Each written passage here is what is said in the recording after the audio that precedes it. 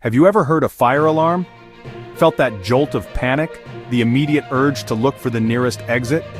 Now, imagine that sound is not coming from a small plastic box on the wall. Instead, it is echoing from the deep, damp corners of a forest. The piercing, rhythmic shriek is so perfect, so utterly convincing, that you would swear a building was in peril. But there are no buildings here, ancient trees, tangled ferns. This is not a drill, it is not an emergency, it is a bird. This feathered trickster has mastered one of the most urgent sounds of our modern world and turned it into a performance, a baffling piece of natural theater that leaves humans completely and utterly fooled. This isn't a tall tale or a snippet from a fantasy novel. Deep in the woodlands of Australia, a creature exists with a vocal ability so advanced it borders on the unbelievable. It can reproduce sounds from its environment with breathtaking accuracy. While many birds can chirp a pretty tune or perhaps mimic a nearby songbird, this particular artist has a much more eclectic and startling repertoire. It has learned to perfectly replicate the high-pitched electronic wail of a fire alarm, a sound designed specifically to cut through any noise and command our immediate attention. It is a stunning example of nature adapting to, and even playfully mocking, the artificial world we have built around it. The master mimic at the heart of this mystery is the superb lyrebird or Menura novahollandii. This remarkable bird is native to the wet, dense forests of southeastern Australia. It is not a creature that immediately strikes you with vibrant, tropical colors like a parrot or a toucan. Instead, its beauty is one of understated elegance and dramatic structure. Roughly the size of a pheasant, the lyrebird is mostly covered in muted brown feathers, gray feathers, which provide excellent camouflage against the leaf litter of the forest floor, where it spends most of its time. It has strong legs for scratching at the soil, searching for insects, spiders, worms to eat. The male superb lyrebird, however, possesses a feature that is anything but understated: its magnificent tail. This is not just a tail, it is a lyrical instrument brought to life, a stunning piece of natural sculpture. It consists of 16 feathers, which the bird can fan out into a spectacular lyre shape. The two large, outermost feathers curve gracefully outwards, while the finer, filamentary feathers in between create a shimmering, silvery veil when displayed. This breathtaking tail is not just for show, it is a central part of the bird's elaborate courtship ritual, a visual spectacle that accompanies its incredible vocal performance. These birds are shy and often elusive, preferring the sanctuary of the forest undergrowth. You are more likely to hear a lyrebird long before you see one. Their presence is announced by a symphony of borrowed sounds, a continuous stream of mimicry that echoes through the trees. They are solitary creatures for the most part, with males establishing territories that they defend with their vocal prowess.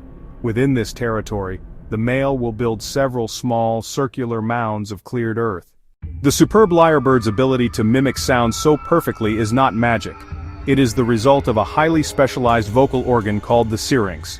While humans have a larynx at the top of their windpipe to produce sound, birds have a syrinx located at the base of their trachea, where it splits into the two bronchi leading to the lungs. This unique positioning gives them extraordinary control over their vocalizations. The syrinx of most songbirds is complex, with two sides that can be controlled independently. This means a bird can essentially sing a duet with itself, producing two different notes at the very same time.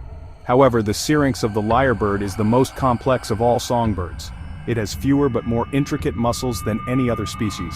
This gives it an unparalleled range and dexterity, allowing it to manipulate pitch, tone, and rhythm with astonishing precision. Think of it like a world-class musician who has an instrument with more keys and strings than anyone else, and the virtuosity to play them all at once. The lyrebird can reproduce not only the simple melodies of other birds, but also complex, multi-layered human sounds, whirring of a camera shutter, roar of a chainsaw, piercing shriek of a fire alarm.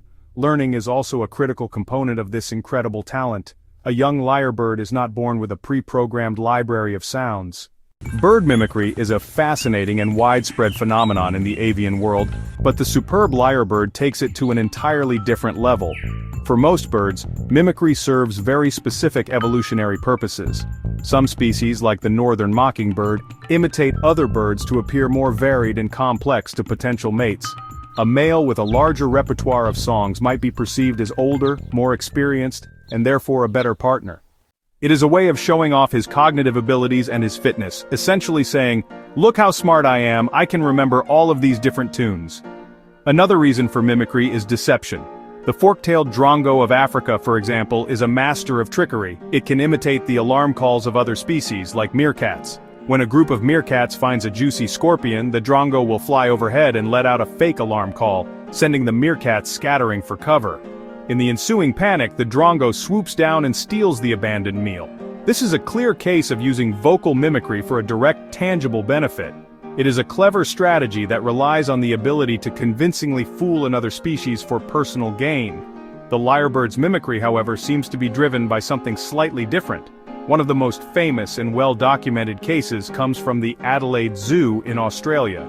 The zoo was home to a male superb lyrebird named Chook, who had become something of a local celebrity for his incredible vocal talents. Chook had been hand-raised by zookeepers after being found as an abandoned chick.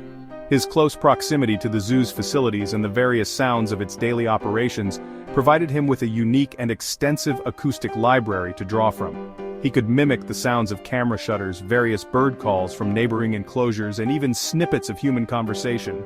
However, Chook's most startling and convincing imitation was that of the zoo's fire alarm. The zoo, like any public institution, conducted regular fire drills. During these drills, a loud, piercing bell would ring throughout the park. Chook, being an astute listener, quickly learned to replicate this sound with uncanny accuracy. It was not long before he began incorporating it into his regular performances, often at the most unexpected times. Visitors would be peacefully admiring the pandas or watching the sea lions when, suddenly the urgent sound of a fire alarm would erupt from the nearby lyrebird enclosure. The first few times this happened, it caused genuine confusion and mild panic. The question of why a lyrebird would choose to mimic a fire alarm, a chainsaw, or a car alarm is a fascinating one. These sounds have no natural equivalent in the forest. They're harsh, mechanical, and entirely artificial. The answer likely lies in the core principles of what makes a sound interesting to a lyrebird. For these birds, the most impressive sounds are often the loudest, the most complex, and the most distinct in their environment. In a quiet forest, the call of a kookaburra is a standout sound. But near a human settlement, the roar of a chainsaw or the wail of a siren is the new king of the soundscape. These man-made noises are incredibly powerful acoustic signals. They're designed to cut through background noise and capture attention, which is exactly what a male lyrebird is trying to do with his song. A fire alarm is, by its very nature, a commanding sound. While the fire alarm mimicry is certainly the most shocking and headline-grabbing of the superb lyrebird's talents, it's just one piece of a much larger and more complex puzzle of sound. A single male lyrebird can have a personal song composed of the calls of more than 20 other bird species. He is a walking, breathing encyclopedia of the local bird community.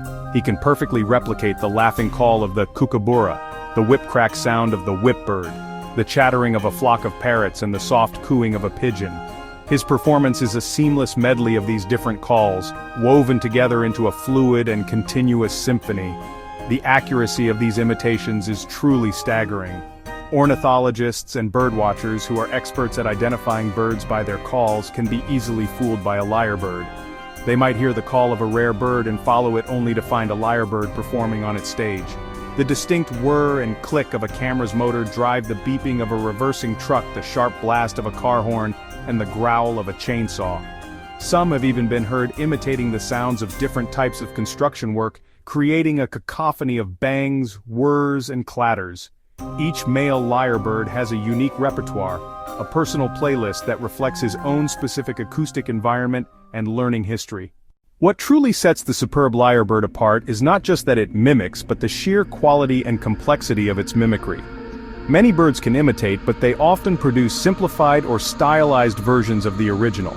Parrots are famous talkers, but their speech often retains a bird-like tone. Their vocal anatomy puts a ceiling on accuracy. The lyrebird, however, seems to have almost no ceiling. It can recreate exact timbre and frequency, making its performance sound startlingly real. That high fidelity is why the fire alarm trick works. The bird isn't just making a bell-like noise, it's recreating the alarm's electronic signature. It captures that sterile, unwavering pitch we associate with danger. This detail suggests more than variety, it suggests deep, analytical listening. The lyrebird seems to dissect sounds into parts, then reassemble them with its vocal toolkit, a feat of biological and cognitive skill. Its motivation reads as an artistic pursuit of excellence. What do you think? Have you ever been fooled by an animal's mimicry? I would love to read your thoughts and stories in the comments below. Every observation adds another piece to the grand puzzle of animal intelligence. If you found this story fascinating, be sure to follow for more bird tales. There is always another mystery to unravel, another song to hear, another feathered genius waiting to be discovered. The encore is just beginning. You won't want to miss what nature performs next.